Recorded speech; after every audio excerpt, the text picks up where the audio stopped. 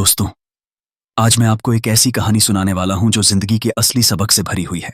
हमारी कहानी में है एक युवा अरुण और उनके जीवन के मोड़ में अहम किरदार निभाने वाले एक रहस्यमयी संत जिनका नाम था संत निर्मल। तो तैयार हो जाइए एक शानदार सफर के लिए।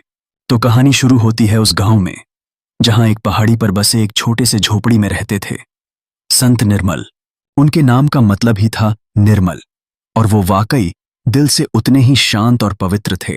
उनके पास बस बैठ जाने से ही लोगों का मन हल्का हो जाता। लोग उनकी ओर ऐसे खिंचे चले आते जैसे चीनी पर चींटियां।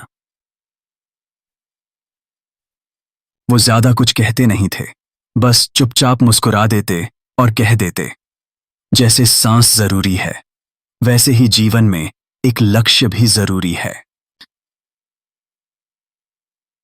अब हर कोई इस बात को समझ नहीं पाता था।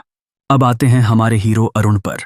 गांव में एक जवान, जोश से भरा हुआ लड़का जिसने जिंदगी में बड़े बड़े सपने देखे थे, लेकिन जैसे जैसे वक्त बीता उसे बस असफलताओं का सामना करना पड़ा। नौकरी के लिए दर दर भटका पर हर जगह से ना ही मिली। धीरे धीरे उसके दोस्त, यहां तक कि परिवार वाले भी उससे दूर होने लगे। उसकी खुद पर से भी भरोसा उठने लगा। हर वक्त वो यही सोचता, क्या मैं सच में कुछ नहीं कर सकता। एक दिन उसने गांव वालों को संत निर्मल के बारे में बात करते सुना। अरुण को लगा कि शायद संत उसे भी उसकी समस्या का हल दे सकें। तो वह संत निर्मल के पास गया और अपनी पूरी कहानी बताई।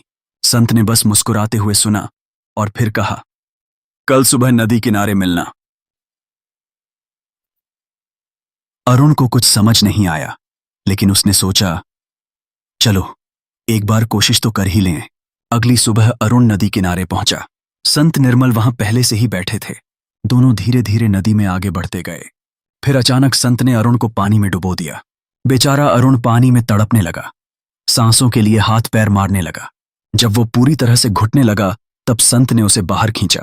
संत ने पूछा, जब तुम पानी के नीचे थे तो तुम्हें सबसे ज्यादा क्या चाहिए था? अरुण ने हाँफते हुए कहा, सांस।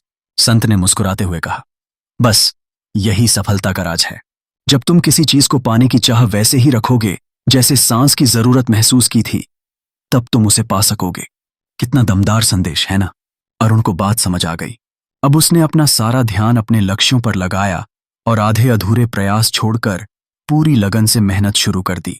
उसने अपने परिवार की परंपरा के अनुसार खेती में अपना करियर बनाने का निश्चय किया और गांव के बड़े किसानों से नई तकनीकें सीखीं।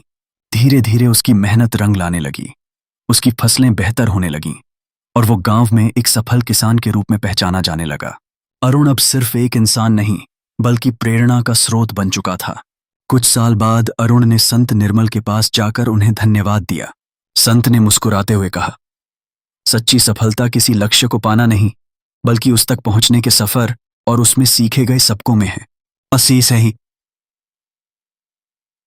तो दोस्तों, इस कहानी का मतलब साफ है, जब तक हमारी चाहत गहरी नहीं होती हमारे प्रयास भी अधूरे होते हैं।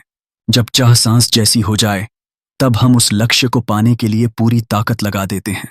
तो दोस्तों, अगर इस कहानी ने आपको कोई सीख दी हो या दिल को छू लिया हो तो प्लीज वीडियो को लाइक और चैनल को सब्सक्राइब जरूर करें।